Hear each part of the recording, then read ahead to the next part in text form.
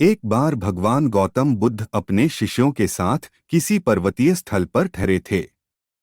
शाम के समय वह अपने एक शिष्य के साथ भ्रमण के लिए निकले। दोनों प्रकृति के मोहक दृश्य का आनंद ले रहे थे। विशाल और मजबूत चट्टान को देख शिष्य के भीतर उत्सुकता जगी। उसने पूछा, इन चट्टानों में तो किसी का शासन नहीं होगा क्योंकि ये अटल, अविचल और कठोर हैं। शिष्य की बात सुनकर बुद्ध बोले कि नहीं, इन शक्तिशाली चट्टानों पर भी किसी का शासन है। लोहे के प्रहार से इन चट्टानों के भी टुकड़े टुकड़े हो जाते हैं। इस पर शिष्य बोला, तब तो लोहा सर्वशक्तिशाली हुआ। बुद्ध मुस्कराए और बोले, नहीं, अग्नि अपने ताप से लोहे का रूप परिवर्तित कर सकती है। उन्हें धैर्यपूर्वक सुन रहा शिष्य बोला, इसका मतलब अग्नि सबसे शक्तिवान है।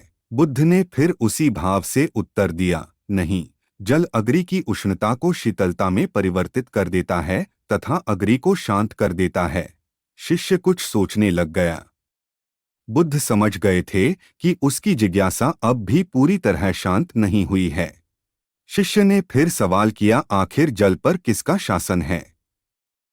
भगवान बुद्ध ने उत्तर दिया, वायु का। वायु का वेग जल की दिशा को बदल देता है। शिष्य कुछ कहता इससे पहले ही बुद्ध ने कहा कि अब तुम कहोगे पवन सबसे शक्तिशाली हुआ।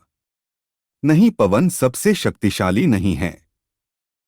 सबसे शक्तिशाली है मनुष्य की संकल्प शक्ति, क्योंकि इसी से पृथ्वी, जल, वायु, अग्नि इत्यादि को नियंत्रित किया जा सकता है।